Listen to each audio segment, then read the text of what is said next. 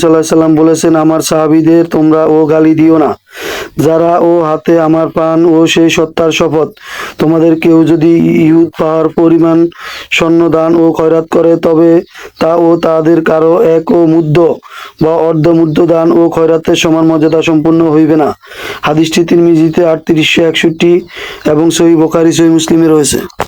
হযরত জাবির রাদিয়াল্লাহু তাআলা আনহু হতে বর্ণিত আছে, হাতিব ইবনে আলী ও বালতাআহ রাদিয়াল্লাহু তাআলা আনহু এক কৃতদাস রাসূল সাল্লাল্লাহু আলাইহি সাল্লাম নিকটে এসে তার বিরুদ্ধে নালিশ করে বলে, আল্লাহ রাসূল সাল্লাল্লাহু আলাইহি সাল্লাম, নিশ্চয় সে জাহান্নামে যাবে।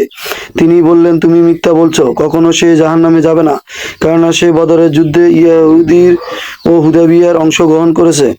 হাদিসটি তিরমিজিতে 3866-তে রয়েছে এবং সহিহ মুসলিমের 7ম খণ্ডে 169 নম্বরে রয়েছে। আব্দুল্লাহ ইবনু জুবায়র রাদিয়াল্লাহু তাআলা আনহু হতে বর্ণিত আছে, আলী রাদিয়াল্লাহু তাআলা আনহু আবু জাহেলের কন্যাকে বিয়ে করার ও সমালোচনা করেন।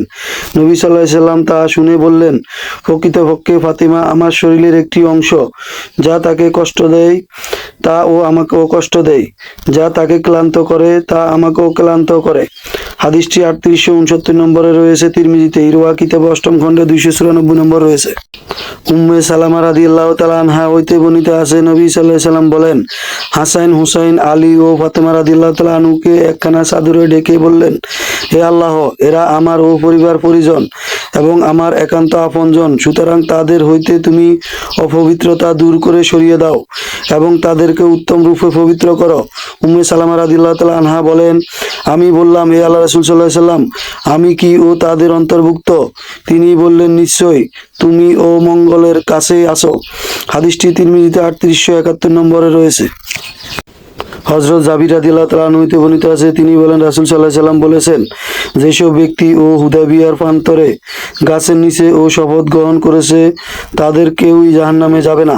হাদিসটি তিরমিজিতে 3860 এবং জান্নাত কিতাবে 860, সহিহ কিতাবে 2160, সহিহ মুসলিমে রয়েছে। হযরত আব্দুল্লাহ ইবনে মাসউদ রাদিয়াল্লাহু তাআলা আনহু হতে বর্ণিত আছে, তিনি বলেন, রাসূল সাল্লাল্লাহু আলাইহি সাল্লাম বলেছেন, আমার যুগের ব্যক্তিরাই উত্তম, তারপর তাদের পরবর্তীগণ, তারপর এরূপ ও ব্যক্তিগণের আগমন ঘটবে, যারা ও সাক্ষী দেবার আগেই শপথ করবে, আল্লাহর শপথের আগে সাক্ষ্য ও দিবে। হাদিসটি তিরমিজিতে 3859 এবং ইবনে মাজাতে 2362, সহিহ বুখারী সহিহ মুসলিমে রয়েছে।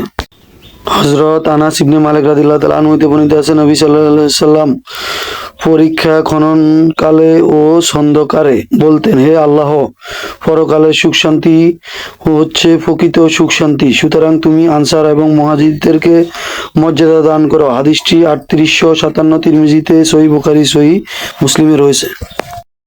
হযরত সাহল ইবনে সাদ রাদিয়াল্লাহু তাআলা আনহু হতে বর্ণিত আছে, তিনি বলেন, আমরা রাসূল সাল্লাল্লাহু আলাইহি সাল্লামের পাশে ছিলাম, তিনি পরীক্ষা খনন করছিলেন আর আমরা মাটি সরাচ্ছিলাম। আমাদের পাশ দিয়ে তিনি চলাচল করতেন আর বলতেন, হে আল্লাহ, পরকালে ভোগবিলাস আসল স্থায়ী, অতএব তুমি আনসার এবং মুহাজিরদেরকে ক্ষমা করে দাও। হাদিসটি তিরমিজিতে 3856 এবং সহিহ বুখারী ও সহিহ মুসলিমে রয়েছে। হযরত আবু মুসা আশআরী রাদিয়াল্লাহু তাআলা আনহু হতে বর্ণিত আছে, নবী সাল্লাল্লাহু আলাইহি সাল্লাম বলেন, হে আবু মুসা, তোমাকে দাউদ আলাইহিস সালামের পরিবারের ও সুমধুর কণ্ঠস্বর সমূহের মাঝে একটি সুর দান করা হয়েছে। হাদিসটি তিরমিজিতে 3855, সহিহ বুখারীতে 5048, সহিহ মুসলিমের 2য় খণ্ডে 193 নম্বরে রয়েছে। হযরত আবু সাঈদ আল খুদরি রাদিয়াল্লাহু তাআলা আনহু হতে বর্ণিত আছে, তিনি বলেন, রাসূল সাল্লাল্লাহু আলাইহি সাল্লাম বলেছেন, আল হাসান আল হুসাইন রাদিয়াল্লাহু তাআলা আনহু প্রত্যেক জান্নাতি যুবকদের সর্দার হইবে।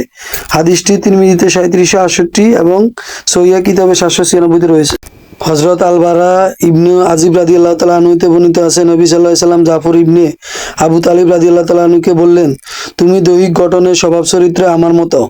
এই হাদিসটি একটি ও ঘটনা আছে। হাদিসটি তিরমিজিতে 3765, সহিহ বুখারী এবং সহিহ মুসলিমে রয়েছে।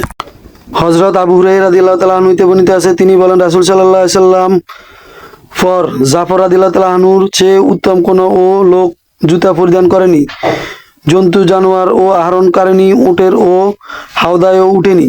হাদিসটি তিরমিজিতে 3766 নম্বর রয়েছে।